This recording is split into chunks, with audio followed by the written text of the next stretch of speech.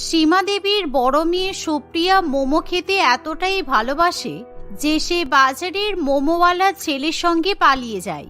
সীমা দেবীর পরিবার যথেষ্ট ভদ্রসভ্য ছিল, কিন্তু তাদের বাড়ির মেয়ে যেহেতু এরকম একটা কাজ করে, তাই সীমা দেবীর পরিবারের লজ্জায় মাথা নত হয়ে যায়।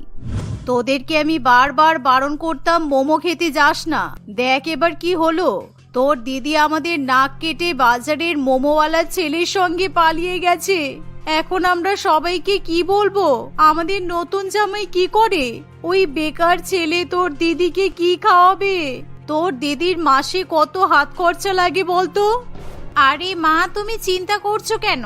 আজকাল মোমোর ব্যবসায় কিন্তু অনেক টাকা ইনকাম।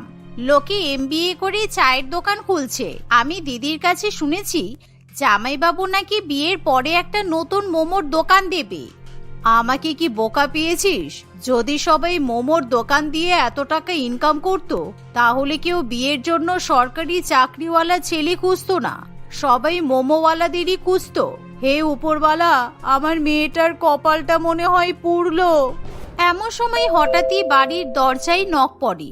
সীমা দেবী দরজা খুলে সুপ্রিয়া এবং তার নতুন বর অর্ণবকে দেখতে পায়, যা দেখে সীমা দেবী প্রথমেই তার নতুন জামাইয়ের উপর ভীষণই চটে যায়। সে কিছুতেই অর্ণবকে জামাই হিসেবে স্বীকার করতে চায় না। আমি জানি মা, আমি অর্ণবকে বিয়ে করেছি বলে তুমি রেগে গেছো। তুমি কোনো চিন্তা করো না, আমি অর্ণবের সঙ্গে খুব ভালো আছি। এই দেখো, অর্ণব একটা নতুন মোমোর দোকান খুলেছে, তাই অর্ণব নিজের ব্যবসার প্রথম মোমো তোমাদেরকে খাওয়াবে বলে নিয়ে এসেছে। হ্যাঁ শাশুড়ি মা, আমি খুব ভালো মোমো বানাতে পারি। আপনি আমার হাতের একবার মোমো খেয়ে দেখুন, আপনারা আর অন্য খাবার খেতে ইচ্ছাই করবে না। প্রথম ব্যবসা খুলেছি, আর আপনাদের মোমো না খাওয়ালে হয়? অর্ণবের কথা শুনে সীমা দেবীর ভালো না লাগলেও সোনিয়া মোমোর কথা শুনে ভীষণই খুশি হয়। তাই সে তখনই নতুন জামাইয়ের হাত থেকে মোমোর প্যাকেটগুলো নিয়ে প্লেটে সার্ভ করতে শুরু করে। সেই মোমোর প্যাকেট খোলা মাত্রই সারা ঘরে মোমোর সুগন্ধ ছড়িয়ে পড়ে। তাই সীমা দেবী আর মোমো না খেয়ে থাকতে পারে না। ওহ জামাইবাবু, তুমি কি মোমো বানিয়েছো? এমন স্বাদের মোমো তো মনে হয় 3000 টাকা দিলেও পাওয়া যাবে না। তুমি তো দেখছি মোমোর মধ্যে বাঁধাকপি, গাজর, চিকেন, পেঁয়াজ সবই দিয়েছো। তোমার মোমোর তো নিশ্চয়ই অনেক দাম হবে, বলো? না না, আমার মোমোর এক প্লেটের দাম মাত্র 50 টাকা। আসলে আমি প্রথম ব্যবসা করছি তো, তাই ভাবছি মোমোর দাম সবার তুলনায় কম রাখবো, যাতে আমার দোকানে কাস্টমার বেশি হয়। কি বলছো জামাইবাবু? তাহলে তো তোমার দোকান থেকে এবার মোমো খেতে হবে দেখছি। আমি তোমাকে বলছিলাম না মা, দিদি জামাইবাবুকে বিয়ে করে একদম ঠিক কাজ করেছে। এভাবেই সেদিন অর্ণবের হাতে তৈরি করা সুস্বাদু মোমো খেয়ে সুপ্রিয়ার বাড়ির লোকজন ভীষণই খুশি হয়। সুপ্রিয়ার মায়ের বাড়ির পরিবারের লোকজন এবার অর্ণবের দোকানেই মোমো খেতে যাবে বলে ঠিক করে, কারণ এত ভালো মোমো বাজারে আর কোথাও পাওয়া যায় না। পরের দিনই সীমা দেবী এবং তার ছোট মেয়ে সোনিয়া অর্ণবের দোকানে মোমো খেতে যায়, যা দেখে অর্ণব খুবই খুশি হয়। আরে আসুন আসুন, আপনারাই তো আমার প্রথম কাস্টমার। বলুন কি খাবেন? Fried momo, steam momo, tandoori momo. আমার দোকানে 3 রকমেরই মোমো পাওয়া যাচ্ছে। আমি খুব সস্তায় এখন মোমো বিক্রি করি।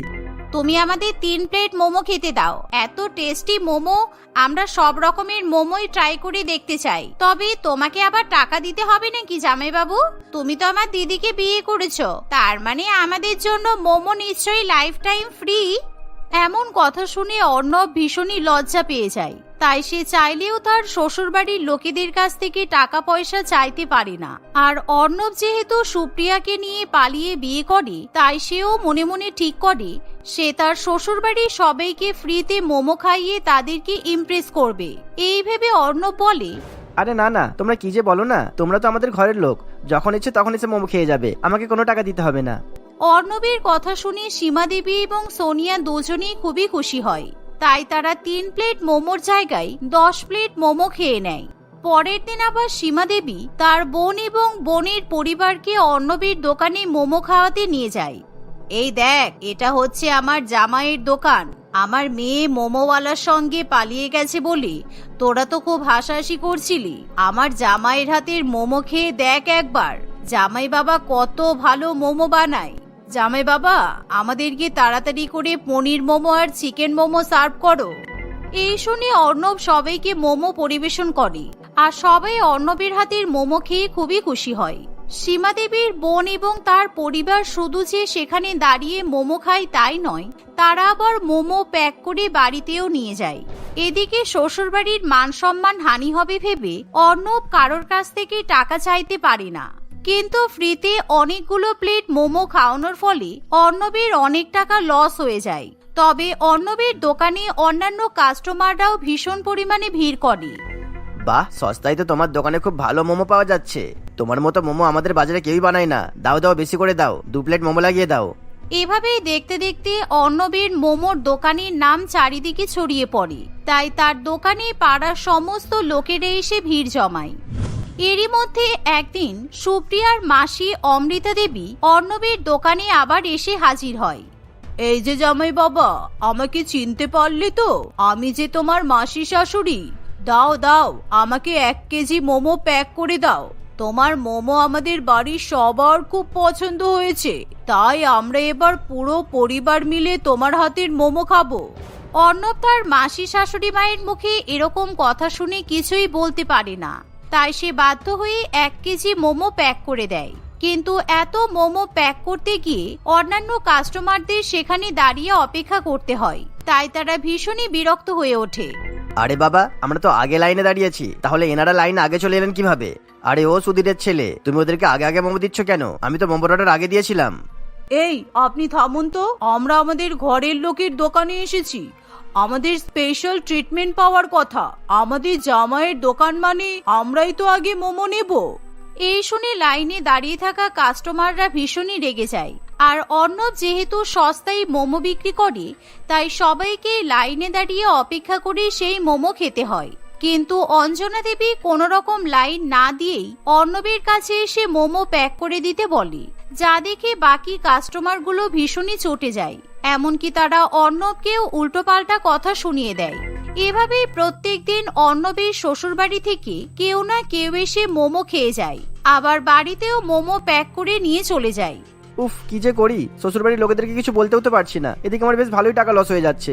এমনিতেই কম লাভ রেখে বিক্রি করছি, জামাইয়ের মান সম্মান রক্ষা করতে গিয়ে আমি তোমার ব্যবসা লস করে ফেলছি। কিন্তু যেহেতু অর্ণব প্রত্যেকদিন মোমো বিক্রি করে অনেক টাকা উপার্জন করে, তাই বাজারের অন্যান্য মোমো বিক্রেতারা অর্ণবের উপর ভীষণ পরিমাণে রেগে থাকে। তাই তারা সবাই মিলে জোট বেঁধে বাজার কমিটির কাছে যায়। আর অর্ণব যেহেতু মোমো বিক্রি করে বেশি টাকা রোজগার করে, তাই অর্ণবের কাছ থেকে বেশি টাকা ধার্য করার কথা বলে। বাজার কমিটি তাদের কথা মতো কাজ শুরু করে দেয়। পরের দিন বাজার কমিটির লোকজন অর্ণবের কাছে গিয়ে বলে, এই জন্য শুনছি তুমি নাকি বাজারে সবার থেকে বেশি লাভ করছো, তাহলে তোমাকে তো এই জায়গার জন্য অনেক বেশি টাকা ভাড়া দিতে হবে। তোমার জন্য তো অন্যান্য দোকানে বেশি কাস্টমারও হচ্ছে না, তাই তাদের ইনকামই তো হচ্ছে না, তাই তোমাকে 5,000 টাকা বেশি দিতে হবে, বুঝেছো? এমন কথা শুনে অর্ণবের মাথায় হাত পড়ে যায়, কারণ এমনিতেই শ্বশুরবাড়ির পরিবারকে প্রত্যেকদিন ফ্রিতে মোমো খাওয়াতে গিয়ে অর্ণবের অনেক টাকা লস হয়। তবুও তাকে বাধ্য হয়ে 5,000 টাকা বাজার কমিটিকে দিতে হয়। দেখতে দেখতে এভাবে আরো 2-1 দিন কাটে। একদিন সন্ধ্যাবেলা অর্ণবের মোমোর দোকানে প্রচন্ড পরিমাণে ভিড় হয়, কিন্তু এরই মাঝে অর্ণবের শ্বশুরবাড়ি থেকে তার শাশুড়ি মা আবার মোমো খেতে চলে আসে। কিন্তু অত মানুষজনের ভিড় ঠেলে সে কিছুতেই এগিয়ে যেতে পারে না, তাই সে চিৎকার চেঁচামেচি করতে শুরু করে দেয়। ও জামাই, আমার বাড়িতে অনেক লোকজন এসেছে, আমাকে তুমি 500টা মোমো প্যাক করে দাও। সঙ্গে কিন্তু সস আর চাটনি বেশি করে দেবে, মেয়োনিজটাও কিন্তু দিতে ভুলো না। আমি তোমার শাশুড়ি মা বলছি, শুনতে পাচ্ছ? শাশুড়ি মায়ের কথা শুনে অর্ণব সঙ্গে সঙ্গে 500টা মোমো প্যাক করে দেয়, কিন্তু সে তার বিনিময়ে শাশুড়ি মায়ের কাছ থেকে কোনো টাকা নিতেও পারে না, যা দেখে অন্যান্য লোকেরা ভীষণই আশ্চর্য হয়ে যায়। এমন সময় অর্ণবের রেগুলার কাস্টমাররা নিজেদের মধ্যে একটা বুদ্ধি খাটায়। প্রত্যেকদিন আমরা লাইনে দাঁড়িয়ে থাকি আর আমাদের মোমো পেতে অনেক দেরি হয়, কিন্তু আমার মনে হয় আমরা যদি এবার সবাই মিলে জামাই মোমো দাও বলে চিৎকার করি, তাহলে হয়তো আমরাও তাড়াতাড়ি মোমো পেয়ে যাবো আর আমাদের কোনো পয়সাও দিতে হবে না। ঠিক বলেছিস, ওনার শ্বশুরবাড়ির লোকেরা তো ওনার কাছ থেকে সস্তায় মোমো খেয়ে চলে যায়, তাই এবার আমরাও যদি ভিড়ের মধ্যে অর্ণবের শ্বশুরবাড়ির লোকজন সাজতে পারি, তাহলে আমরাও ফ্রিতে মোমো খেতে পারবো, আর তার উপর আমাদের বেশিক্ষণ লাইনেও দাঁড়াতে হবে না। এই ভেবে ভিড়ের মধ্যে থেকে বেশ কয়েকজন চিৎকার করে ওঠে। আরে ও ভাই, আমি তোমার মাসি শাশুড়ির জামাই বলছি। আমার শাশুড়ি মা তোমার কাছ থেকে 10 প্লেট মোমো নিয়ে যেতে বললেন, আমাকে এক্ষুনি মোমো প্যাক করে দাও। হ্যাঁ জামাই বাবু, আমি তোমার শালি। মা আমাকে বললো আমাদের বাড়ির জন্য 30 প্লেট মোমো প্যাক করে দিতে।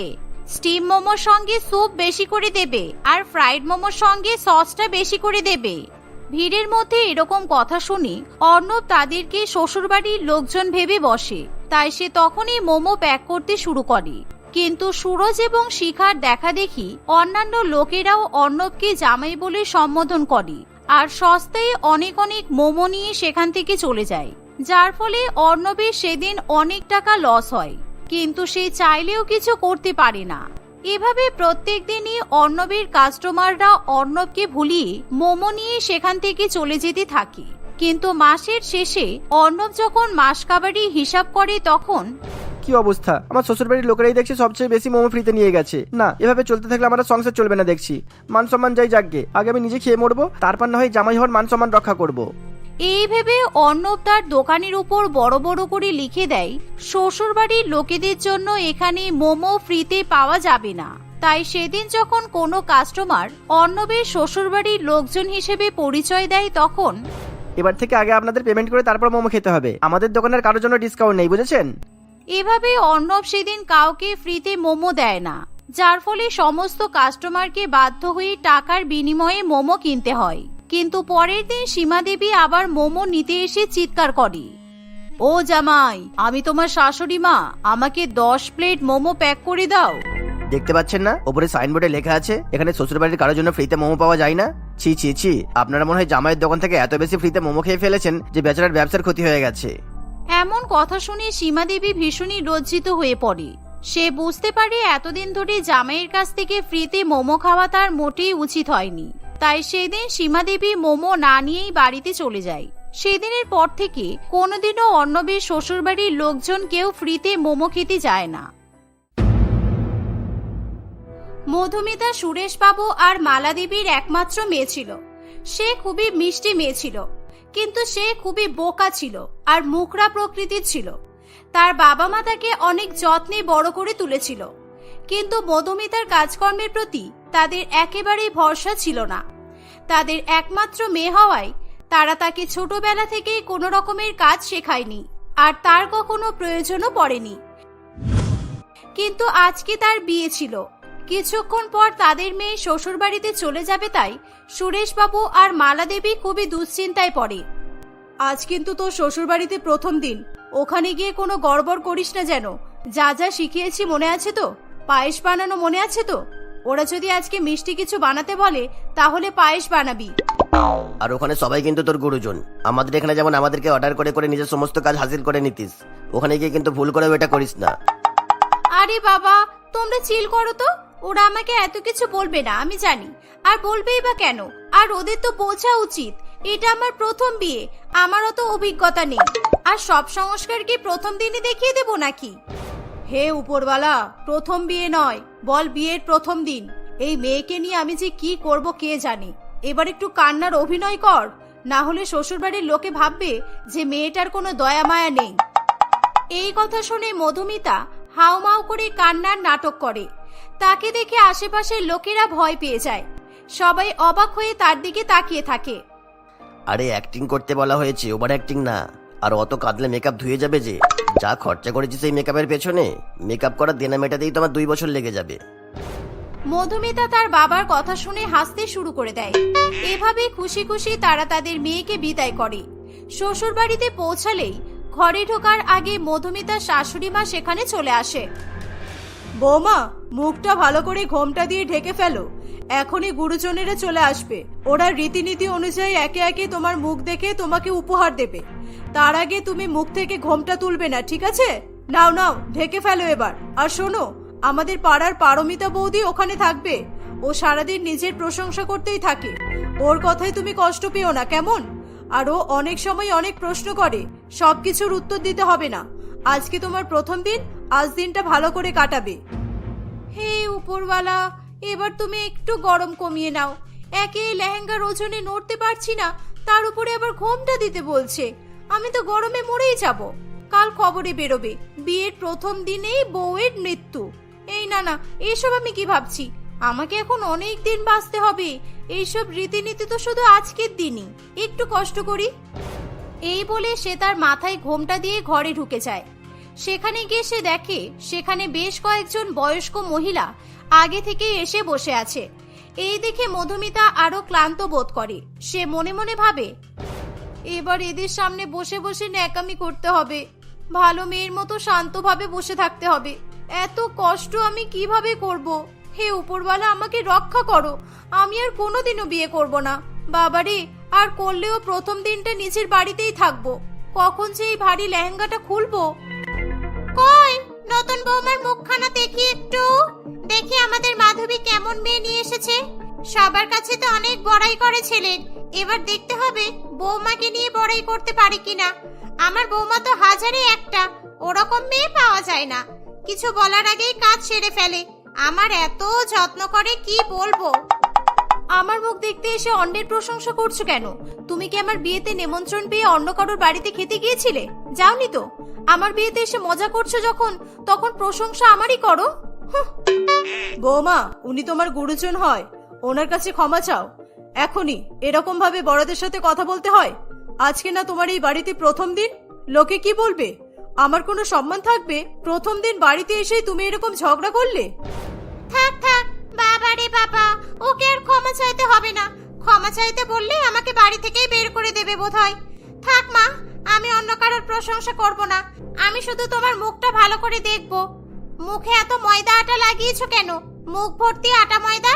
আমার বিয়ের সময় তো আমি খালি একটু লিপস্টিক আর একটা টিপ পরে চলে এসেছিলাম। সে কি, শুধু টিপ আর লিপস্টিক? শাড়ি পরোনি? কি লজ্জা, কি লজ্জা!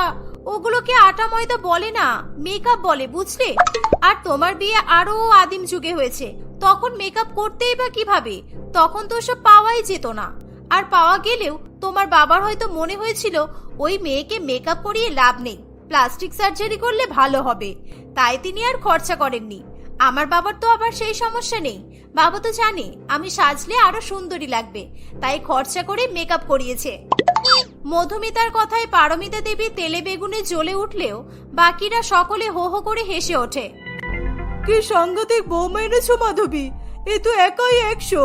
আর তোমার কোনো চিন্তা নেই, এই মেয়ে একাই তোমাকে সব ঝগড়ায় জিতিয়ে দেবে। মাধবী দেবী মধুমিতার জবাবে খুশি হলেও সে একটু হলেও লজ্জিত বোধ করেছিল। সমস্ত কিছু হয়ে গেলে মধুমিতা তার শাশুড়ি মাকে জিজ্ঞাসা করে নিজের ঘরে চলে যায়। সেখানে গিয়ে সে হাঁপিয়ে বিছানায় শুয়ে পড়ে। 2 মিনিটও হয়নি এমন সময় আবার তার শাশুড়ি মা তার ঘরে চলে আসে।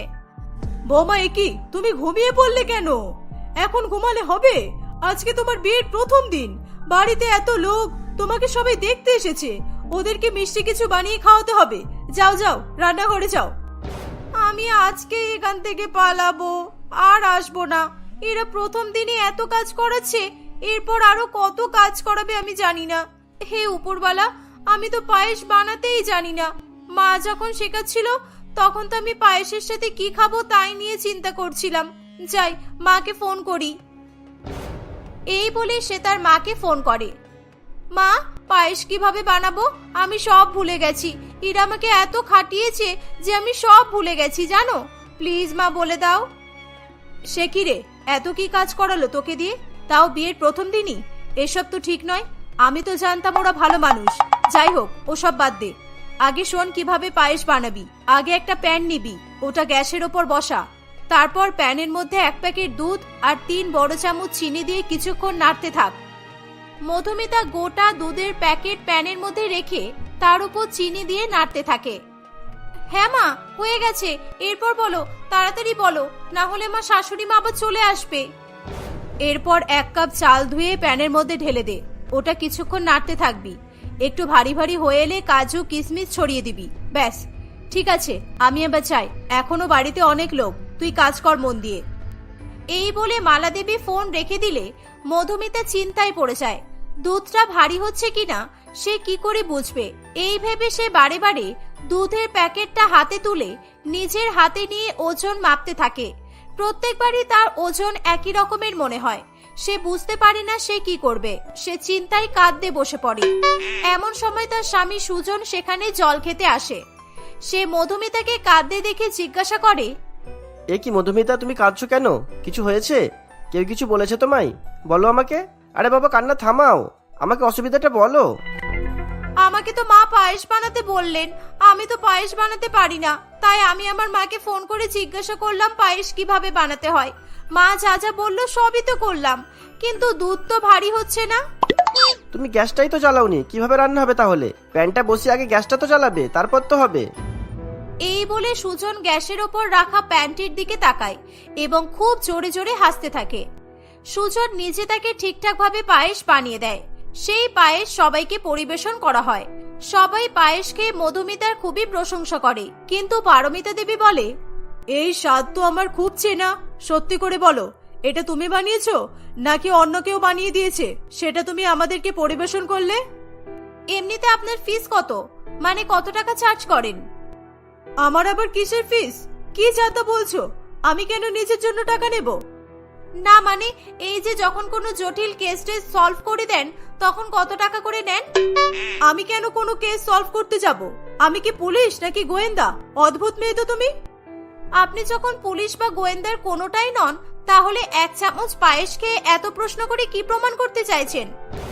মধুমিতার কথা শুনে সবাই হো হো করে হাসতে থাকে। পারমিতা দেবীরও আর কিছু বলার থাকে না। সে বুঝতে পারে এই বাড়িতে তার ভুলভাল কথা আর কোনো রকম ভাবে চলবে না, আর তার বৌমা তাকে কখনোই শান্তিতে থাকতে দেবে না। সবাই তার পায়েসের বারবার প্রশংসা করতে থাকে। মধুমিতা জানে যে তার এই প্রশংসার জন্য দায়ী তার স্বামী। সে আড়াল থেকে তাকে থ্যাংক ইউ বলে।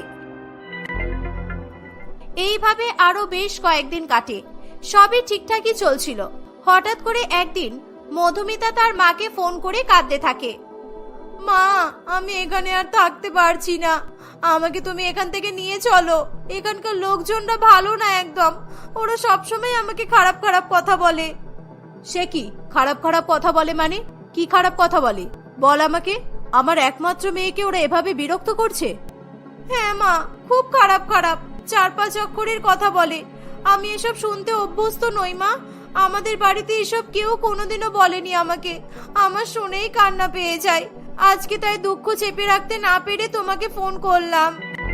4-5 অক্ষরের খারাপ খারাপ কথা কি বলে বল আমাকে।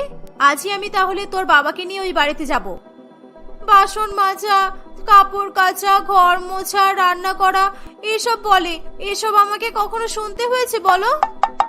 মালা দেবী তার বোকা মেয়ের কথা শুনে ফোনের ওপার থেকে হাসতে থাকে। এরকম বোকামির নজির সে একটার পর একটা দিতেই থাকে। এমনই একদিন তাদের বাড়িতে নতুন বউ দেখতে মাধবী দেবীর দাদা তাদের বাড়িতে আসে। বৌমা, আমার দাদা এসেছে। তোমাদের বিয়েতে আসতে পারেনি, তাই তোমাকে দেখতে এসেছে। তুমি ওনার আপ্যায়নে কোনো ত্রুটি রাখবে না। আমি রান্না করে দিয়েছি, তুমি শুধু আসন পেতে দাদাকে খেতে দিয়ে দেবে। দাদা টেবিলে বসে খেতে পারে না, বুঝলে? আপনি চিন্তা করবেন না মা, আমি সব তৈরি করে দিচ্ছি। কিছুক্ষণ পর মাধবী দেবীর দাদা সেখানে আসে। কি বৌমা, আমার খাবার বেড়েছো? দেখে তুমি শ্বশুরের কত যত্ন করতে পারো। তোমার তো অনেক প্রশংসা শুনেছি সবার কাছে। আজ আমিও দেখি তুমি কেমন ভালো বৌমা।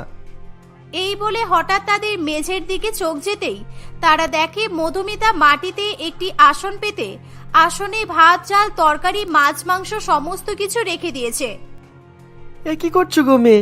সব খাবার আসনে কেন দিয়েছো? কেন মামা বাবু, মাই তো বললেন আপনাকে আসন পেতে খেতে দিতে, তাই তো আমি এভাবে দিলাম। কিছু ভুল হলে আপনার বোনকে বকা দিন, ওনার একদম কাজে মন থাকে না আজকাল। এই কথা শুনে মাধবী দেবী এবং মনোহর বাবু দুজনেই হাসতে থাকে।